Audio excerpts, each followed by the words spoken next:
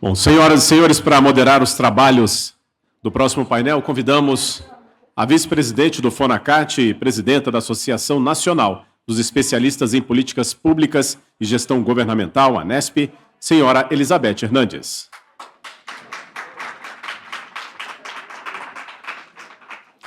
Como palestrante do tema, convidamos a professora do Programa de Pós-Graduação em Direito e Desenvolvimento da Amazônia e da Faculdade de Economia da Universidade Federal do Pará, Maria Amélia Rodrigues da Silva Henriques. A professora Maria Amélia também atuou na Gestão Pública Federal, no Ministério de Minas e Energia, participando da elaboração do Plano Nacional de Mineração e na proposta de mudança da Lei dos Royalties Minerais. E no Governo do Estado do Pará, atuou como secretária titular e secretária adjunta de Estado nas áreas de Desenvolvimento Econômico e de Ciência e Tecnologia. Bom, informamos que a senhora Jéssica Moreira, diretora executiva do movimento Pessoas à Frente, teve uma intercorrência familiar e não pôde comparecer nesta data aqui conosco, mas ela indicou o senhor Lucas Porto, a quem convidamos para compor este painel. Lucas lidera a estratégia de advocacy do movimento Pessoas à Frente. Foi secretário de Planejamento e Gestão Estratégica do município de Mogi das Cruzes, São Paulo, e possui experiência em projetos de gestão visando a melhoria de resultados. Por gentileza, podem tomar assento os componentes deste painel. E lembramos que as perguntas deverão ser encaminhadas pelos formulários com a nossa equipe de recepção. Com a palavra, senhora Elizabeth Hernandes. Boa tarde a todos. Primeiro, eu agradeço muito a presença dos heróis da resistência, né? Quem fica para a última mesa merece esse título, mas eu acho que vai valer a pena, porque nossos palestrantes são brilhantes. E, nesse momento de agradecimento e já de encaminhar para a finalização do evento, eu agradeço a presença dos meus colegas de mesa, é claro, e aproveito para agradecer, em nome da Vivian Daniele, a gestora de todos os rolês do FONACAT. Agradeço a todos os trabalhadores que tornam esses momentos possíveis. A gente encontra um ambiente limpo, encontra água na mesa, som, imagem. Então, tem toda uma infraestrutura e tem lideranças como a Vivian coordenando tudo isso.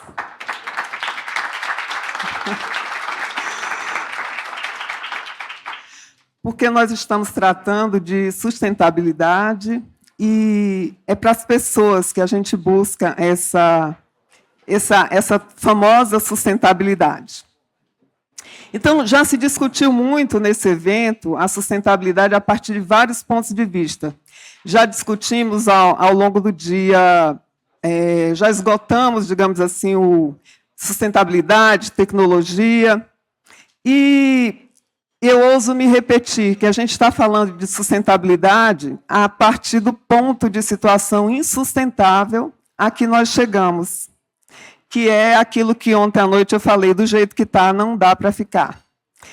E para reagir, para seguir contra todas as teorias do não retorno, nós precisamos de inovação e de atitudes, de iniciativas em rede.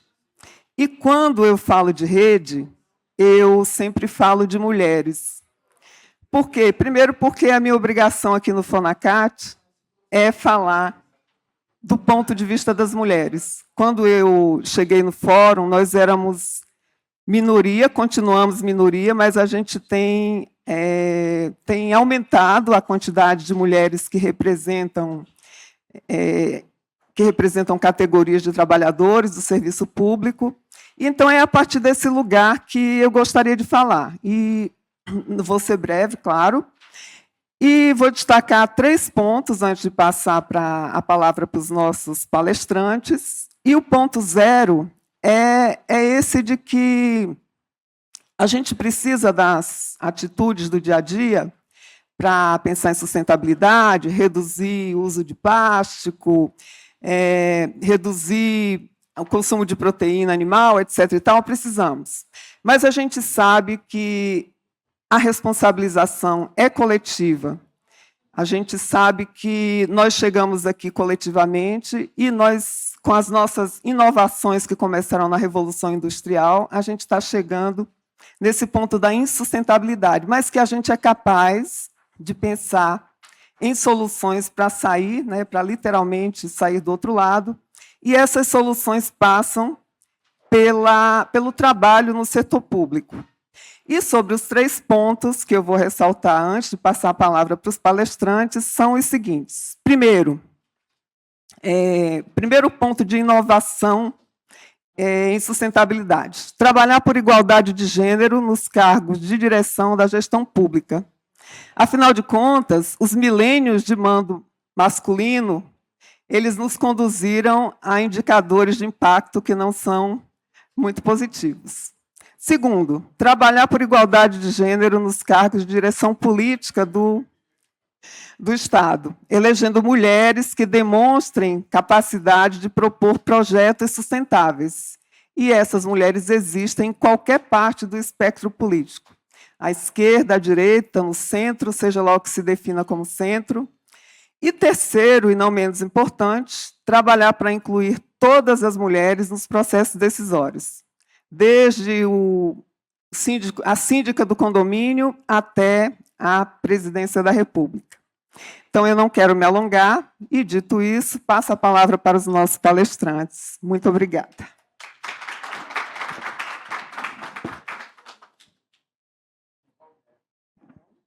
Maria Amélia, por favor.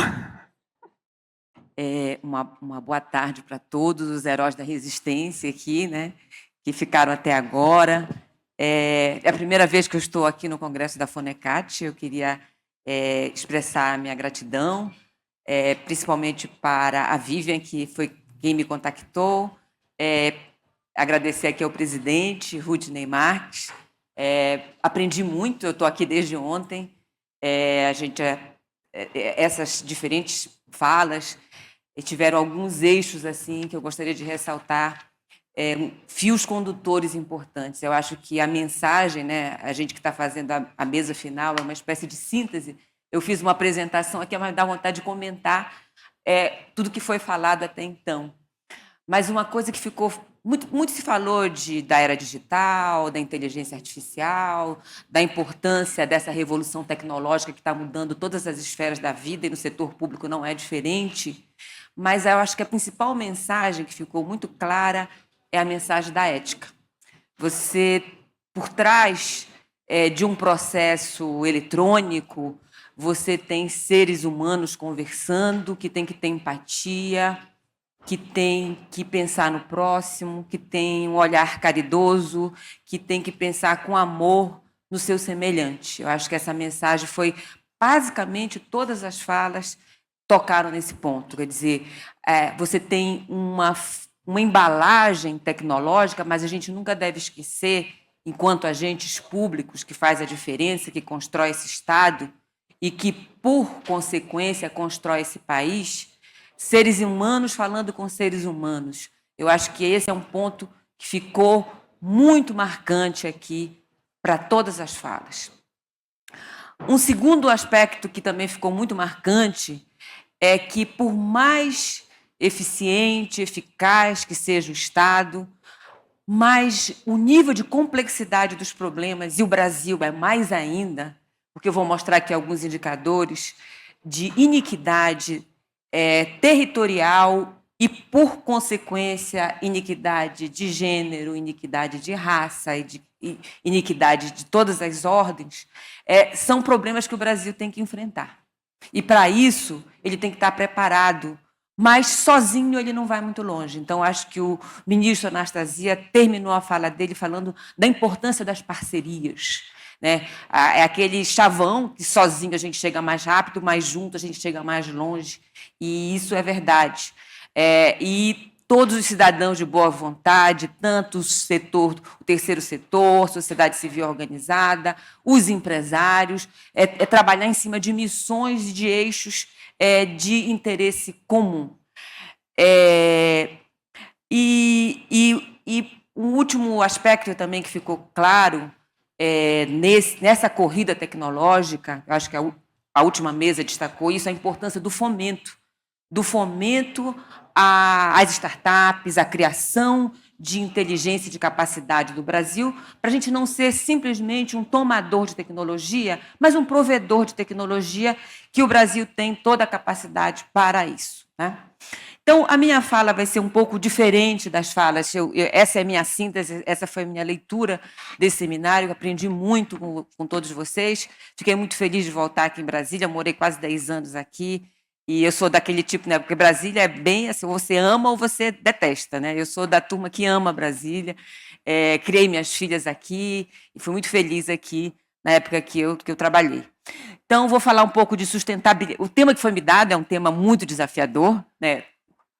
Reforço as palavras do ministro Anastasia, pensar em sustentabilidade. A gente dizia, eu me formei aqui na UNB, fiz meu doutorado no CDS, em desenvolvimento sustentável. A gente falava que sustentabilidade é que nem coração de mãe, cabe tudo, né? Então, sustentabilidade, qual é esse eixo da inovação para o setor público? Mas que inovação? Quando a gente pega historicamente a palavra inovação, ela aparece nos trabalhos do Schumpeter, lá no começo do século passado, falando que a inovação é o principal elemento da mudança dos ciclos produtivos. Você tem uma ruptura tecnológica que muda radicalmente um ciclo e vem um outro ciclo. Então, a inovação está muito associada à inovação tecnológica do ponto de vista do setor privado. Mas como pensar a inovação no setor público? O setor público não faz inovação? Eu acho que a diretora da INAP, ela falou muito bem aí o que seria a inovação e qual seria o servidor pensado para o século XXI. E essa inovação é uma inovação nos processos, é uma inovação nos serviços, no sentido de fazer entregas melhores. Então, eu não vou comentar aqui, quando eu falar em inovação, em eficácia, em eficiência do setor público, eu acho que foi muito falado. A minha mensagem aqui vai ser muito da efetividade, qual é o resultado do trabalho do serviço público, que tem que ser inovador para se pensar numa sustentabilidade que não é mais opcional. A sustentabilidade é uma necessidade imperiosa para a gente pensar num país mais sustentável, mais próspero, que possa enfrentar. Agora não é mais uma mudança climática como foi no começo, ou efeito estufa. Nós estamos realmente numa emergência climática e que precisa desse olhar, né? Eu vou centrar minha apresentação em 3 pontos. Essa grande aceleração que, para alguns, eles já chamam da era do antropoceno. Que é essa era do antropoceno? São grandes mudanças, principalmente no pós-revolução industrial e principalmente após os anos 50 do século passado, que a gente vê a grande aceleração em termos de PIB, de população, mas também de emissões, e isso tem transformado muito rapidamente os processos do mundo. E, no caso brasileiro, por esse cenário desigual, mais ainda, né? Essa insustentabilidade do nosso modelo de crescimento econômico e um aspecto, embora a gente esteja numa fase muito interessante, muito rica de se pensar em projetos, em planos.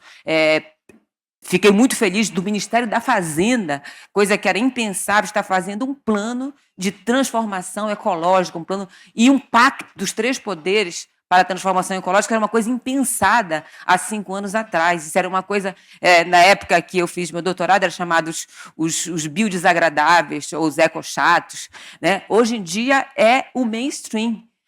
Eu sou militante da Sociedade Brasileira de Economia Ecológica. A Sociedade Brasileira foi criada, ela foi criada mundialmente há mais ou menos uns 35 anos, no Brasil há uns 30 anos. Esses assuntos eram nossos assuntos, mas eram assuntos muito marginais na economia. A economia, para valer, a economia de mercado, era a economia das bolsas de valores, era a economia do mainstream. A economia da sustentabilidade era uma coisa muito marginal de se pensar. Mas eu fico muito feliz de ver que esse tema está se impondo por as mudanças da emergência climática. E quais as ferramentas para a sustentabilidade? Eu estou vendo que o tempo está correndo muito rápido, então eu vou colocar aqui as principais mensagens, porque com certeza não vai dar para eu apresentar todo o roteiro que eu pensei para apresentar para vocês, mas eu já vou começar pelo final, então, porque se a gente não der, vou passar que nem um trailer, e aí as mensagens já ficam aqui registradas, né? Primeira mensagem, sustentabilidade, né? Ela é uma coisa que, para alguns, eles chamam de a quadratura do círculo. uma coisa inexistente, porque ela prevê o alcance simultâneo de dimensões historicamente antagônicas.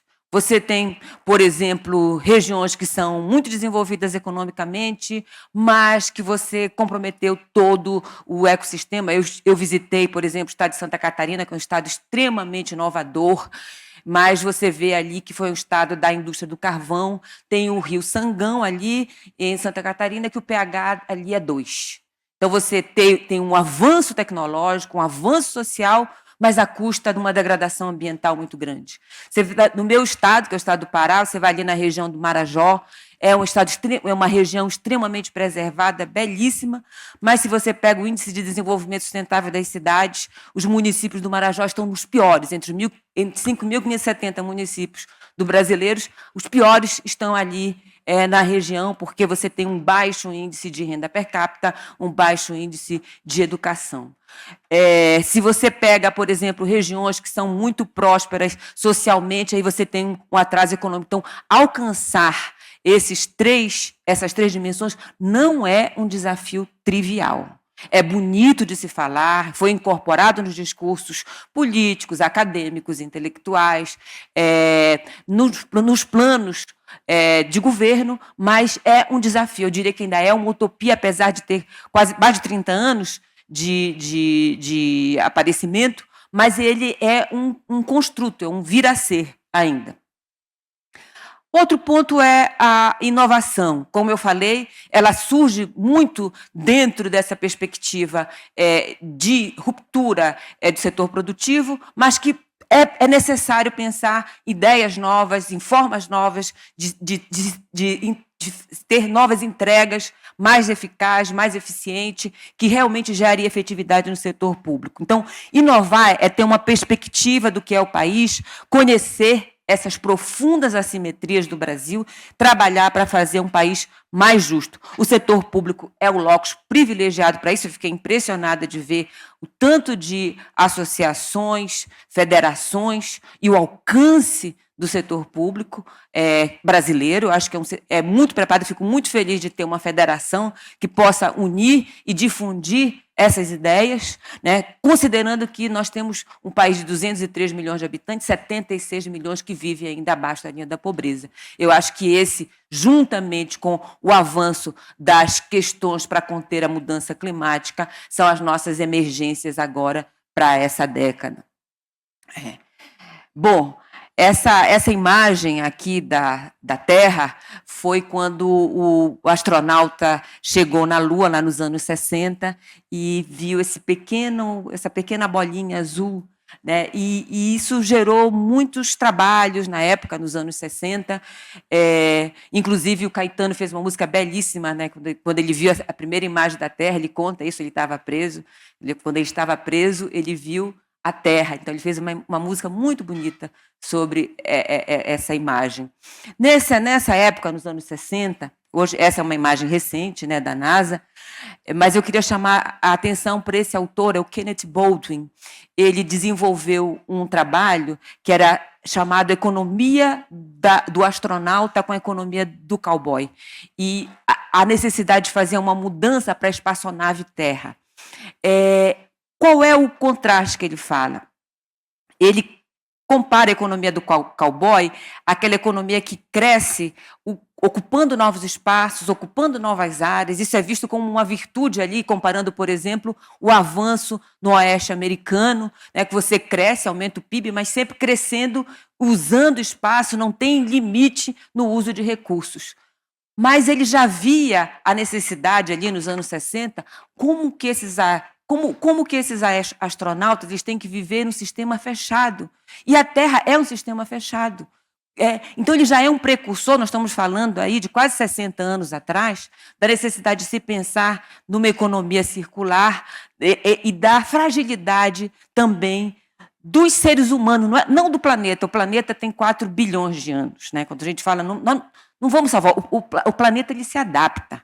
O ser humano ele apareceu há 300 milhões de anos, é um tempo, é um segundo. Se a gente compactasse a história do mundo em 24 horas, o ser humano apareceria em 23 horas e 59 minutos, alguma coisa. Então, ele foi a última espécie do ciclo produtivo, do ciclo evolutivo a aparecer, e pode ser uma das primeiras espécies a serem extintas, como a gente tem, os relatórios do WWF mostram as várias extinções de espécie crescente, né?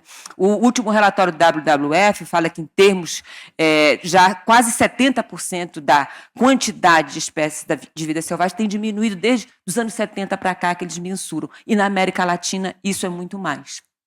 Então, o que eu quero dizer é que o tema da sustentabilidade ele não é um tema recente. Autores já comentam isso pelo menos há mais de 5 décadas. Aqui, se a gente pegar uma linha do tempo, o 72 foi o marco, né, da primeira Conferência Mundial do Meio Ambiente, com os limites do crescimento econômico, que já chamava a atenção da importância de se pensar em processos mais sustentáveis, em consumo mais sustentáveis. O nosso futuro comum, que marca o conceito de desenvolvimento sustentável, é aí de 87. A partir daí, o IPCC, que é o painel intergovernamental de mudança climática, surge em 88, já lança os alertas sobre a importância de se pensar, ele vê a correlação entre o aumento de temperatura global e o aumento das emissões e a necessidade de trabalhar no sentido de conter essas emissões, e daí os diversos pactos nas agendas, da Agenda 21 da Rio 91, depois se discutiu os objetivos do milênio ali no começo desse século. A Rio+20 reforçando essas agendas, a União Europeia lançando o conceito de bioeconomia, numa perspectiva não tão semelhante às perspectivas que a gente pensa em termos de Brasil. 2015, os Objetivos do Desenvolvimento Sustentável. Agora, 2023, o Plano de Transformação Ecológica, que praticamente é transversal. Eu conheci recentemente o plano e ele realmente, se for implementado, ele tem a capacidade de ser disruptivo no sentido de mobilizar todas as áreas aqui das políticas públicas. E, pela primeira vez, a gente vê o G20 colocar como eixo condutor das suas discussões a questão da bioeconomia. Então, só essa linha do tempo para ver que não é um assunto novo, mas é um assunto que não teve muito eco, né? Por que agora a gente coloca na pauta do dia? Por mudanças que a gente pensou que fosse acontecer para os nossos netos no final do século, né? O próprio Carlos Nobre, em recente entrevista que ele deu, ele disse, olha, já alcançamos o 1,5 grau que se estava esperando para o final da década, os processos estão muito mais rápidos do que se previa, e se você chega num ponto de não retorno, quer dizer, não tem o que fazer, porque a emissão já está feita, né? Foram eras geológicas para você conter esse carbono, que em outros momentos teve muito mais, mas todo o processo lento da natureza de fotossíntese, de absorção desse carbono, permitiu a vida humana na Terra, e a gente está correndo muito rápido para deixar a vida humana na Terra inviável. Essa é a grande aceleração, né, em termos de população, de PIB, da população urbana, do uso de...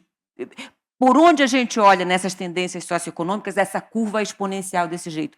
No Brasil não é diferente. A gente teve um crescimento populacional dos anos 50, a nossa população é 52 milhões, hoje são 203 milhões. O nosso PIB cresce muito, porém é um PIB muito desigual. Se a gente compara aqui a média do PIB do Norte e Nordeste em relação à média do Brasil, né, a gente vê o Centro-Sul acima da média nacional, e o Norte e Nordeste, pegando aqui uma série de 70 anos, a gente observa que, por exemplo, pegando aqui a média da região Norte, em 1940, o PIB per capita médio da região Norte era 63% da média nacional. Hoje é 61%. Se a gente fosse crescer, eram precisos 277 anos para que a região Norte chegue no PIB médio do Brasil. e a região Nordeste também.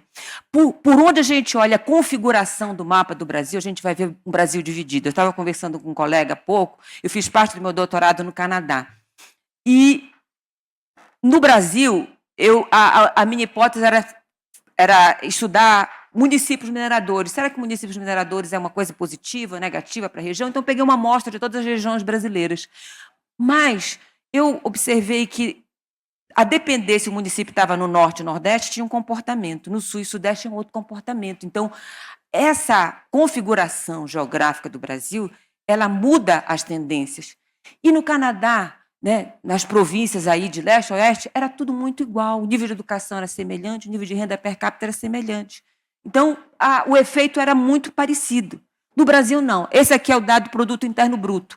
A parte mais vermelha é a região com menor, com abaixo da renda per capita nacional. A parte verde é acima da renda per capita nacional. Esse aqui é o Brasil que os gestores públicos, com as suas políticas, estão fazendo. Se a gente faz política homogênea com um país tão desigual, a gente está reforçando essa desigualdade estrutural, né, que vocês viram aí, independente de se é de direita ou se é de esquerda, se é militar, se é civil, se é democrático, se não é democrático. A gente viu que essa tendência de desigualdade ela é crônica, ela é estrutural, ela requer aquilo que é um requisito do servidor público do século XXI, ousadia para mudar. Por quê? Porque não é justo que um cidadão que nasce no Norte e Nordeste ele tem uma expectativa de vida muito menor do que quem nasce no Sul, no Sudeste, oportunidade menor. Afinal de contas, qual é a nossa visão de país? Nós não somos um único país, né?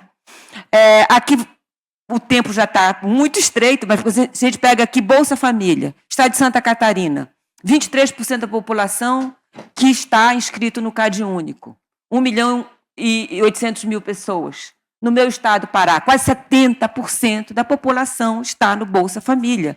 5.500. É o estado que vai receber a COP no ano que vem. Né? Se você pegar Belém, a situação das periferias de Belém, é terrível. Né?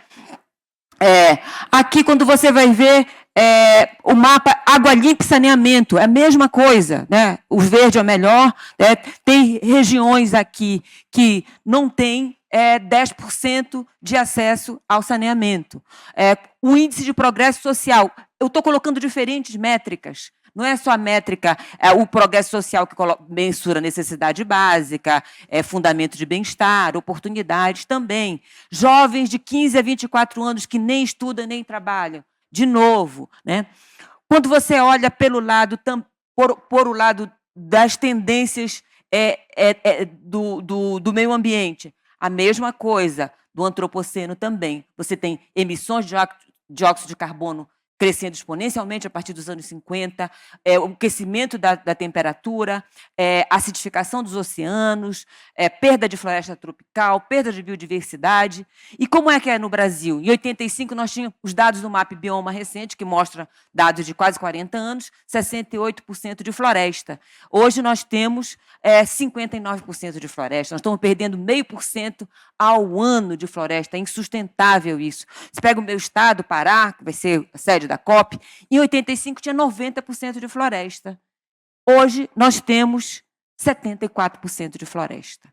0,5% ao ano e sem a contrapartida do sonhado desenvolvimento sustentável ou sequer do desenvolvimento. Se você pegar o Índice de Desenvolvimento Sustentável da Cidade, que eu falei para vocês ainda há pouco, que mostra os 17 ODS para os 5.570 municípios, os top 100, 85 são de São Paulo, 9 de Minas Gerais. O Pará vai aparecer na posição 2073. E se você pegar os 100 piores, 35 estão no Pará. Né? É um estado que gera 25 bilhões de dólares por ano para o Brasil, para o equilíbrio macroeconômico, pelas suas exportações de minérios, exportação de soja. E cadê a contrapartida do desenvolvimento social? É esse o Brasil. Se a gente faz as políticas macroeconômicas, as políticas sociais homogêneas para esse país desigual, a gente está perpetuando, reproduzindo a desigualdade e, junto com essa desigualdade, a iniquidade, sem a contrapartida do desenvolvimento com a degradação ambiental rápida. Né? E, lamentavelmente, a gente pensa que é uma coisa do século passado, essa visão da economia do cowboy, como o Kenneth Bold coloca, mas é a economia do cowboy que prevalece na Amazônia. É de deixar a boiada passar, é de tocar o fogo, é de fazer a grilagem, é de utilizar a terra barata para colocar pastagem, para vender a madeira, para especular sobre a terra, né? E o que significa isso para o Brasil? Perdas enormes que agora estão sendo evidenciadas. Quanto que se gastou no Rio Grande do Sul com a mudança da questão de perda de soja, de perda da produção de arroz, de perda dos vinhos, para limpar as cidades. Quanto que as prefeituras deixaram de arrecadar, o governo do Estado, e a mesma coisa que está tendo no Norte com a extrema seca. Então, essas questões elas precisam ser olhadas de forma muito cuidadosa. Então, nós temos, com essa desigualdade, nós temos uma naturalização que leva à iniquidade de gênero, de raça, de renda, a desvalorização desse ativo ambiental. E a esses problemas estruturais se soma os problemas do clima. Então, eu acho que, é crise, mas representa uma oportunidade. Será que não é uma oportunidade também de repensar essa matriz de desenvolvimento brasileiro para romper esse ciclo de iniquidade? Né? E aí, não vou entrar nesse detalhe aí de mudança de clima, já falei da perda das espécies, das fronteiras planetárias aqui que a gente ultrapassou. Eu vou aqui entrar mais para frente, isso aqui é uma visão da pegada ecológica, que fala se nada for feito até 2050, a gente está consumindo quase 3 planetas. Mas será que a gente vai ter gente para consumir os 3 planetas? Né? A gente precisa fazer mudança para voltar para o nível do nosso planeta. Tem um economista ecológico, Herman Daly, que eu gosto muito, que ele usa a metáfora do mundo cheio e do mundo vazio. Ele fala que quando o mundo era vazio, quando foi feito os fundamentos da economia, era coerente pensar que a natureza não representaria limitação para o crescimento. Então, o fator limitante era o capital. Então, você dá estímulo para o capital, porque o capital é que vai fazer com que a economia cresça. Né? Essa figura é muito interessante. Você tem aí muito peixe, mas um pequeno barco. Então, o crescimento da economia, se fosse essa economia baseada na pesca, ia depender o quê? De mais barco para você gerar mais produção, porque o recurso natural não é um elemento impeditivo deste desenvolvimento econômico. Mas nesse mundo cheio, o fator limitante não é mais o capital, são os recursos e principalmente serviços ecossistêmicos. Quer dizer, não adianta você ter muito capital se você não tem recurso. Então, é preciso fazer uma reconsideração, uma ressignificação do conceito de escassez no Brasil. E o nosso sistema econômico, ele continua dando incentivo para aquele recurso que é abundante e penalizando, por exemplo, a Lei Candir, a gente não cobra imposto de produtos básicos semi-elaborados, nós estamos tratando a natureza como um recurso abundante. Quando você exporta 1 tonelada de soja, você não está exportando só soja, você está exportando biodiversidade, está exportando água, está exportando serviço ecossistêmico. Quando você exporta 1 tonelada de minério de ferro, você está exportando conflitos socioambientais que estão aí, água também. Né? Então, é preciso... Esse é um ponto muito crítico, que você precisa rever esse conceito de escassez no Brasil, que a reforma tributária nem tocou de perto. Né? Então, já caminhando para a conclusão, quais são as alternativas? Eu acho que as ações em curso que estão acontecendo, trabalhar na agenda do clima, muita coisa tem sido dita, é preciso eliminar o desmatamento, combater crimes ambientais, avançar em inovações, energia limpa, foi falado aqui, a descarbonização, avançar na ciência da adaptação, implementar a Agenda 2030 em todas as esferas, o plano de transformação ecológica, que eu acho que, estando dentro do Ministério da Fazenda, e agora o Pacto dos Três Poderes tem uma forte chance de realmente sair medidas efetivas, atuar nos eixos dos planos, mas tem 2 questões estratégicas que eu queria chamar a atenção, que é a necessidade de fazer uma reforma fiscal ambiental, considerando escasso realmente aquilo que é escasso. E na esfera micro, promover inovação no território através de parcerias. Né?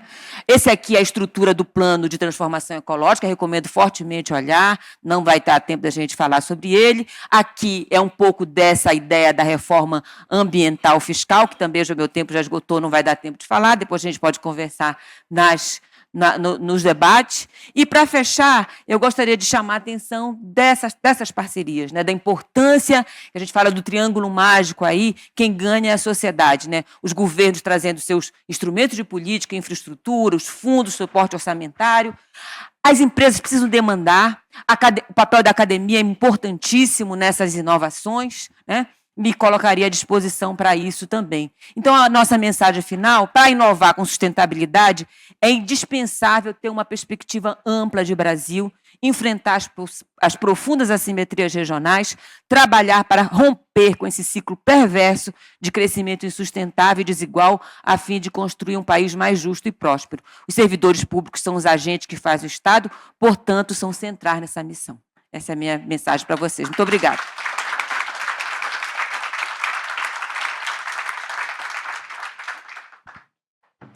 Maria Amélia, muito obrigada pela sua fala contundente. Eu acho que você está falando para uma plateia qualificada, que pode se inspirar nos dados que você nos traz, para uma plateia extremamente informada.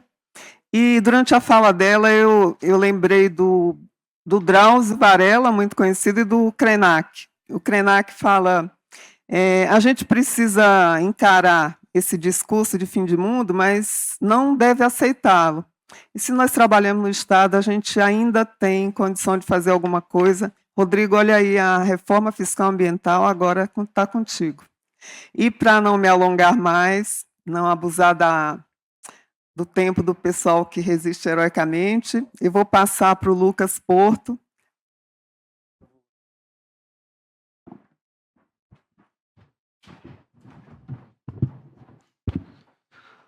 Boa tarde a todas e a todos. Primeiro, eu gostaria de agradecer aqui o convite, em nome da Vivian, do Rudinei, da Beth, e parabenizar por todo esse esforço aqui do Funacate, por esse debate tão importante para o Brasil. Bom, falar para a elite do funcionalismo brasileiro não é mole, né, Rudinei? É um privilégio mesmo estar aqui. Fiquei pensando, inclusive depois da brilhante exposição que acabamos de ouvir, o que a gente vai falar para esse povo, que é da elite do funcionalismo, na última palestra, né? Depois do professor Anastasia, depois da Tassiana, enfim, de todos os nomes que passaram por aqui.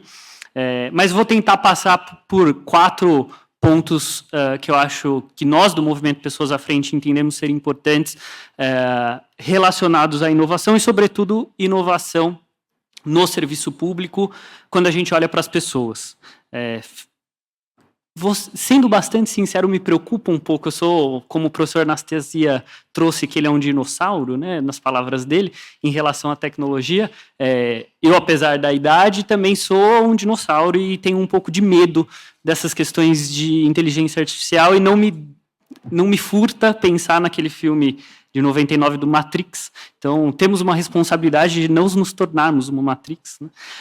E o que me leva a ter essa esperança são as pessoas, que a Tassiana bem reforçou no final da fala dela, o Rudinei também disse isso na introdução, e é nisso que a gente precisa investir, né? São nas pessoas, não só na tecnologia, claro, é importante para o desenvolvimento, mas minha fala aqui tem muito a ver relacionado com as pessoas. Eu gosto de uma filosofia que chama antroposofia, que divide normalmente as organizações em 4 camadas muito simples.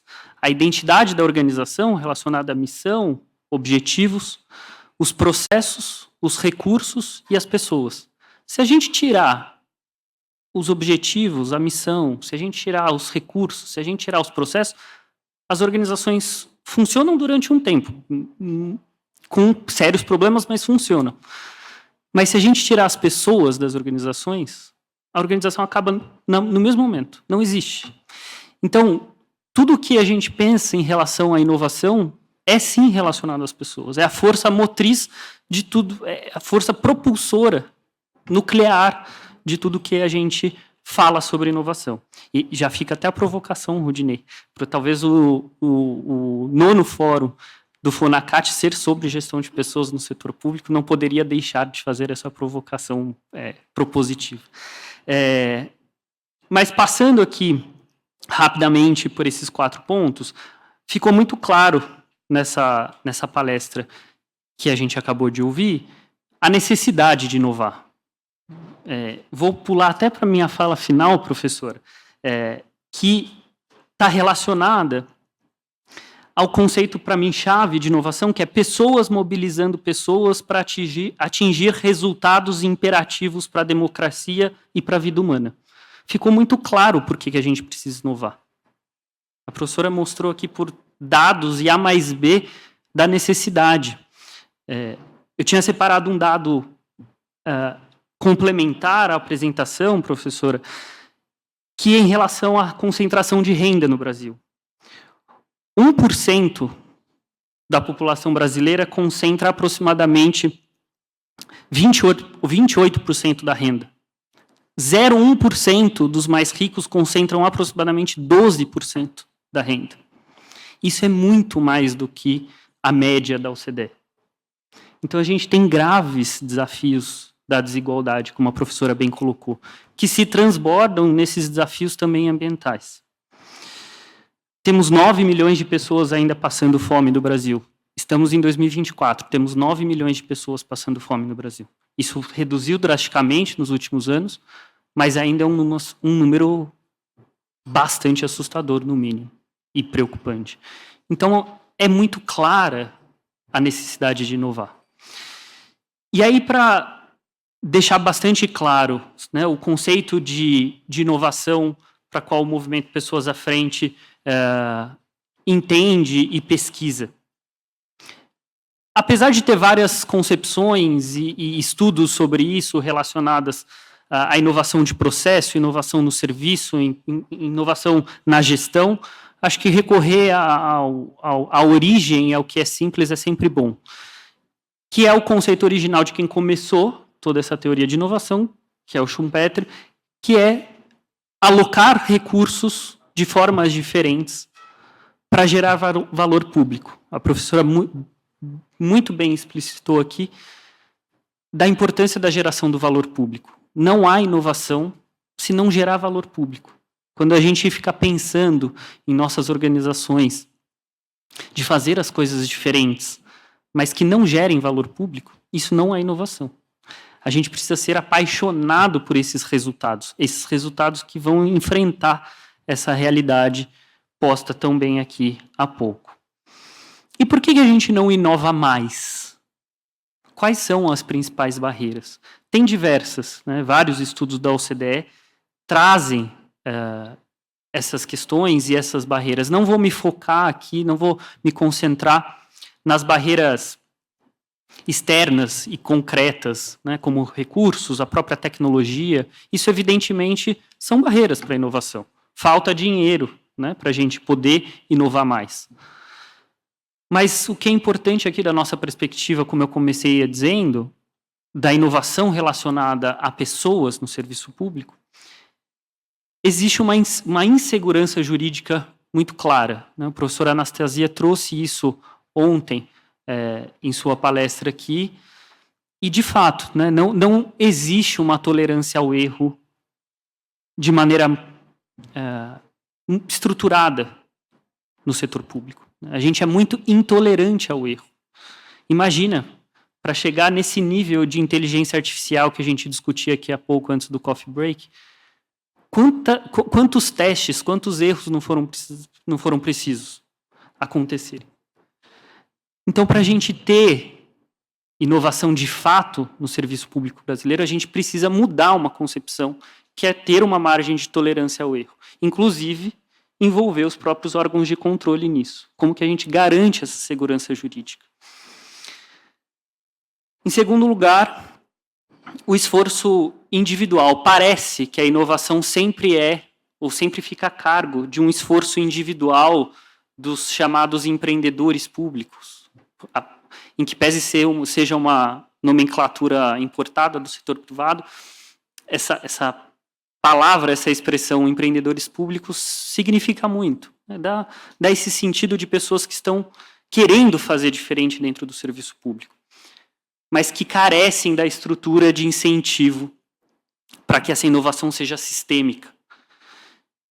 Então, a gente precisa pensar em mecanismos que vão para além do esforço individual desses ditos empreendedores públicos, né, que existem muitos aqui dentro do fórum, né? O próprio fórum existir já é um empreendimento público de inovação, que vai depender dessa motivação intrínseca e extrínseca.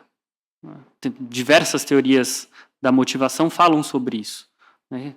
É muito importante a gente ter a motivação intrínseca do servidor público para a inovação, mas a motivação extrínseca de tudo que o circunda é extremamente importante também. Não dá para fazer, como a Beth bem colocou aqui, nada sozinho. Depende de uma rede, depende de incentivos, depende de uma estrutura.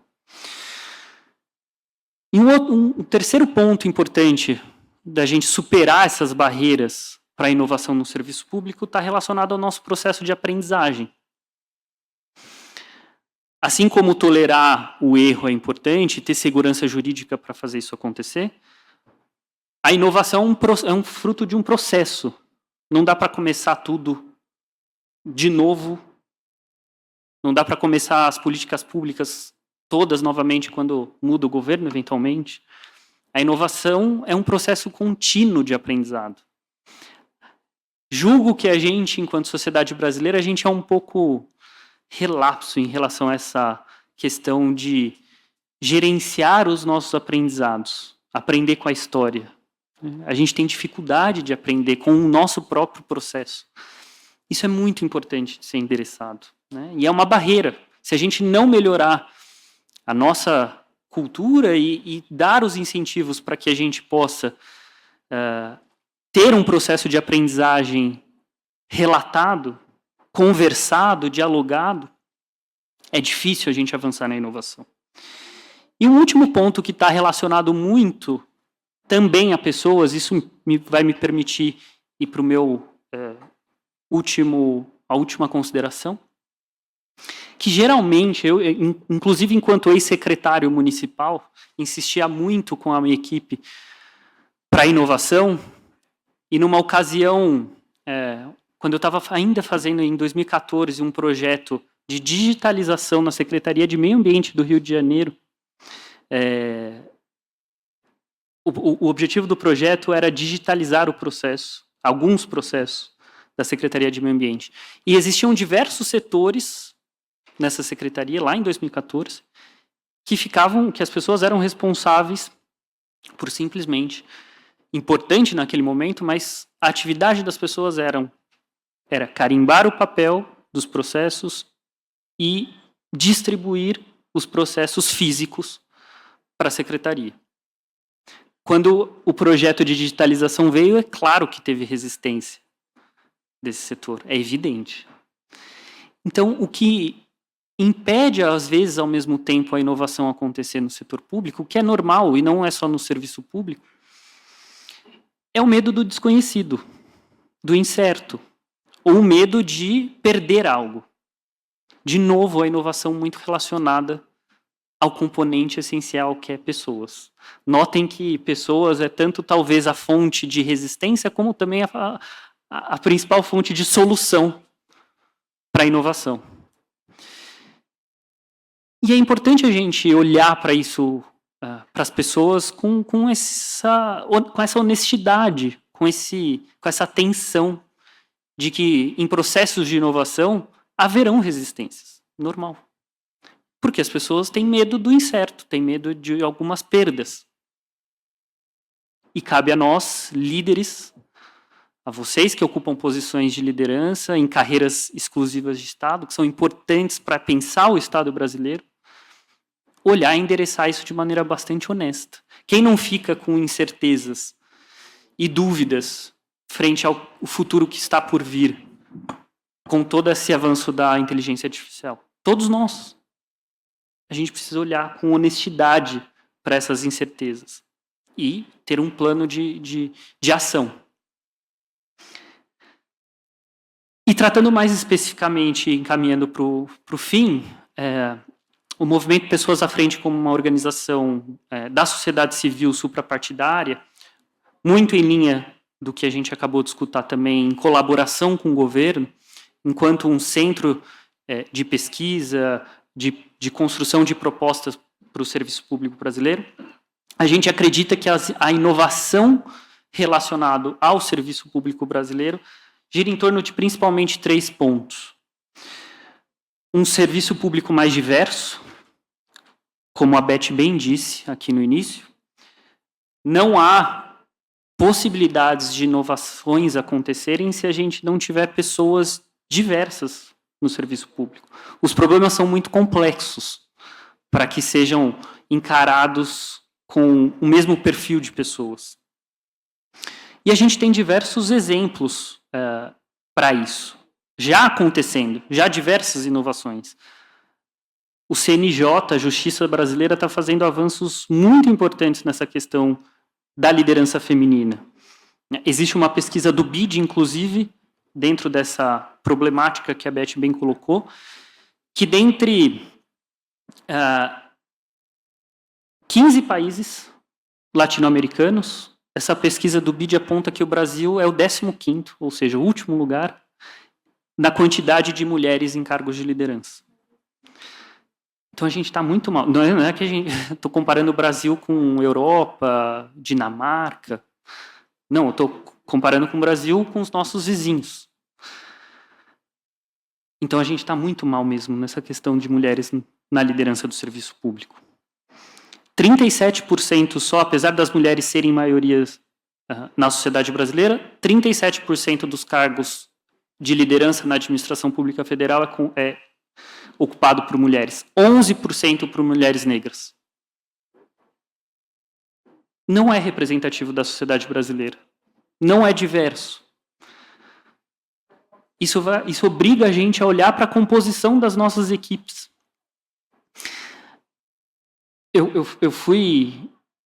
às vezes a gente precisa ir para longe para entender o óbvio, né? Eu tive a oportunidade de ir para a Universidade de Oxford, na Blavatnik School, para fazer um curso sobre liderança pública, e a Neri Wood, que é a reitora, falou uma frase na última palestra muito impactante e muito óbvia, que às vezes o impactante é o óbvio, né?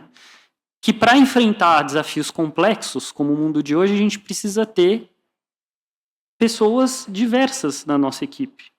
A gente precisa ter pessoas que trabalham no nível municipal, a gente precisa ter pessoas que trabalham no nível estadual, pessoas negras, pessoas indígenas. Quem sabe da realidade da Amazônia é quem está na Amazônia.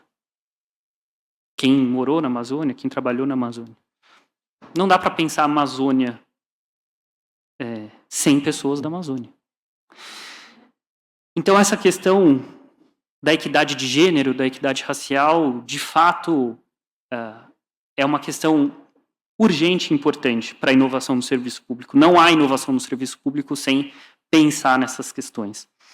Para isso, inclusive, outras boas práticas que já existem, né? O recém-concurso nacional unificado, que foi feito numa abrangência muito grande, entendemos que ainda tem diversos avanços a serem feitos de melhoria nos concursos.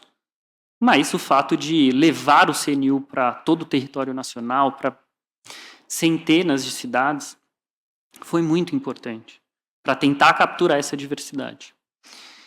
Recentemente, inclusive, o movimento Pessoas à Frente, aproveito para cumprimentar a Ana Luísa, que está ali, que é a nossa também líder de articulação no Congresso. Estamos trabalhando no avanço da lei de cotas, no projeto de lei 1958. Existe uma lei vigente que garante, né, a equidade racial no setor público, mas ela hoje está sustentada por uma decisão do STF. Precisamos avançar. Né, precisamos ter uma lei nova que aprimore a lei de cotas no serviço público. Então, Beth, conte, inclusive, o material que eu deixei com você, conte com o movimento Pessoas à Frente para que essa diversidade tão fundamental para o serviço público seja alcançada. O segundo pilar dessa questão de inovação dentro do serviço público que a gente acredita é sim ter uma política de desempenho e desenvolvimento, que comece pelas lideranças. Conversava no almoço com o nosso colega ali da CGU, É importante a gente pensar, não é espelhar o que é feito no setor privado, longe disso, né? Não é. Mas é importante a gente olhar para o desempenho que o setor público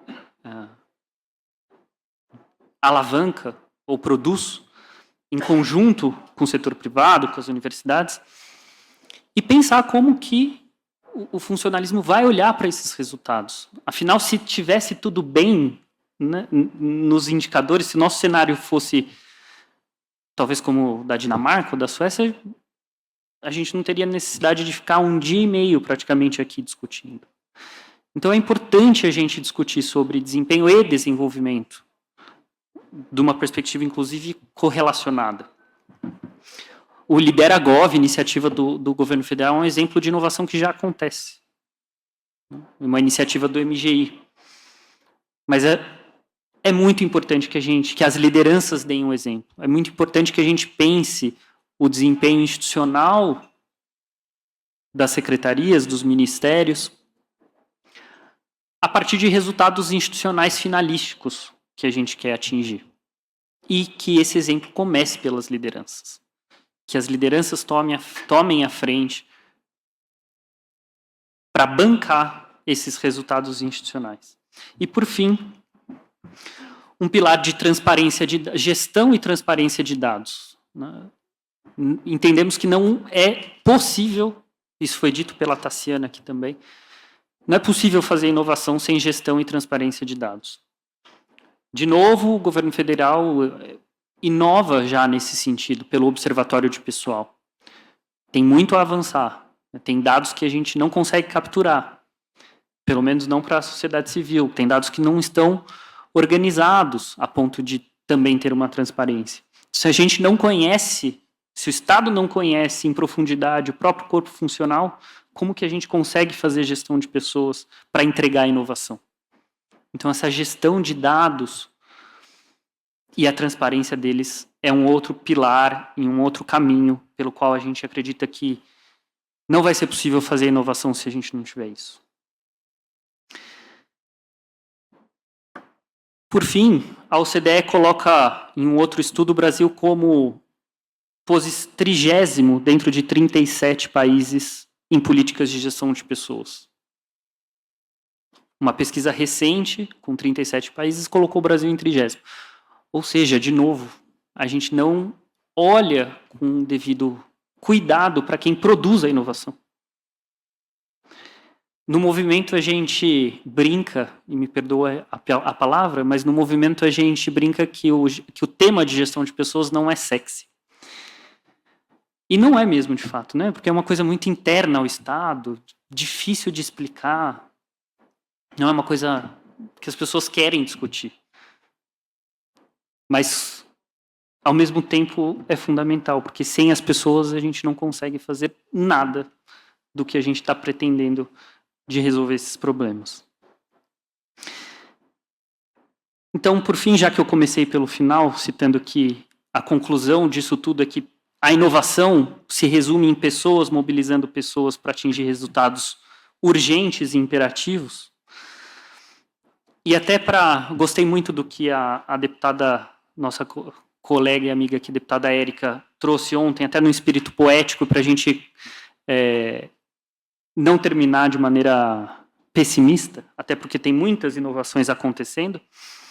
Vou parafrasear novamente a deputada. Ela disse assim: movemos pedras, plantamos rosas e fazemos doces. É isso que a inovação consiste nisso. A gente pode fazer processos diferentes, reorganizar as coisas. É esse sentido da inovação. A gente tem que, de fato, mudar as coisas como elas são feitas, mas sempre olhando para o valor público, para a geração de valor público, para esses resultados. Sermos apaixonados pelos resultados que o serviço público gera e transformar os meios para que a gente atinja eles. É isso, muito obrigado. Um prazer estar aqui com vocês.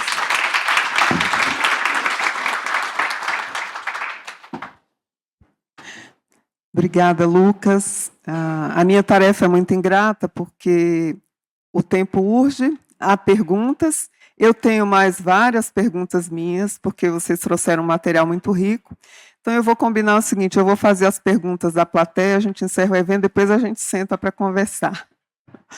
Porque da fala de vocês, o que eu achei, assim, teria tanta coisa para destacar, mas quando o Lucas falou que nós temos dificuldade de aprender com nossos processos históricos, e essa dificuldade nos leva a conservar essas desigualdades. Mas a gente não pode sair daqui com uma mensagem ruim, não, pelo contrário, a gente tem que se olhar para ver onde é que não está indo bem, para sair daqui e pensar nas inovações. Nós somos capazes, nós chegamos aqui juntos e a gente pode sair. Bom, então eu tenho duas perguntas para a Maria Amélia, uma para o Lucas. Da Maria Amélia, eu vou fazer em bloco, tá? Foi da Maria de Fátima Santos, que ela pergunta como você vê a questão governamental, principalmente no Norte, e especialmente nas prefeituras de cidades que contribuem com bilhões na balança brasileira. Seria uma questão de corrupção e incompetência ou falta de compromisso ambiental? E aí, a outra pergunta da Ana Baltar, como eu já combinei o jogo com a Maria Amélia, acho que dá para ela responder em bloco, o que é desenvolvimento sustentável na administração pública? Com você. Bom, eu vou começar pela última da Ana. Obrigada pelas perguntas. Eu acho que o senador Anastasia ele foi muito feliz quando ele conceituou o que ele via, o que a sustentabilidade, o que desenvolvimento sustentável significaria para os agentes públicos, né? E eu acrescentaria ali uma visão mais macro e uma visão mais micro. Na visão macro, é o locus onde a política da sustentabilidade ocorre, nas suas diferentes esferas. Nas suas diferentes ações, essa política ela vai repercutir, ou através da implementação de leis, elaboração de planos, monitoramento de planos, ou ainda nessa esfera macro, como agente importante naquele aspecto que ele chamou a atenção das compras governamentais, que eu sei que não é fácil, porque normalmente o critério de desempate nas compras é sempre critério de preço, mas colocar critérios ambientais, né, compras verdes sustentáveis, eu acho que é um elemento importante, porque o setor público é uma fonte muito poderosa de impactar renda e mudar comportamento através das suas compras. Do ponto de vista micro, do ponto de vista ali o que acontece dentro do servidor público, eu acho que a Agenda 2030 ela dá o Waze, né? Ela dá o guia, e tem vários exemplos que por exemplo, o Luiz Porto traz aqui, né, nesse belo cartaz dele, a questão da equidade de gênero. Como é que eu vou pensar dentro da minha diretoria? Como é que está equilibrado isso, né? É um dos ODS importantes. Como é que está a questão do resíduo, dos resíduos que a instituição gera? Eu estou fomentando a economia circular. Então, eu acho que tem desde as atitudes micro-individuais até as grandes atitudes macro que passam pelas compras públicas e passam pela implementação, elaboração, monitoramento das políticas voltadas para o meio ambiente. No caso da Maria de Fátima, eu imagino que ela esteja se referindo às cidades mineradoras. A gente sabe que o Pará tem grande Parauapebas, por exemplo, Canaã dos Carajás, são cidades que geram bilhões na balança comercial e não aparecem ali nos primeiros colocados ali na métrica do Índice de Desenvolvimento Sustentável. Será que é um problema individual das prefeituras? Tem uma tese dentro da questão do uso dos recursos, que é a tese da maldição dos recursos, que ao invés do uso desses recursos eles serem utilizados para aumentar a prosperidade, serem vistos como uma dádiva, como uma bênção, eles acabam sendo uma maldição.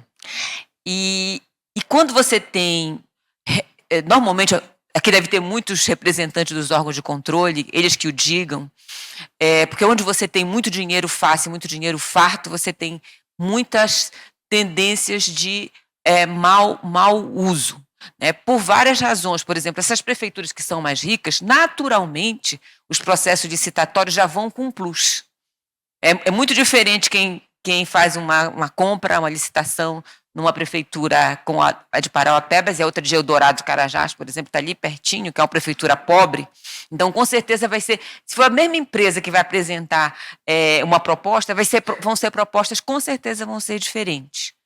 Mas também tem algumas tendências para isso, né? Tem na literatura da ciência política que chama de rent seeking, que são aqueles grupos que se perpetuam no poder e que usam, né, que passa por toda uma questão de discussão de governança.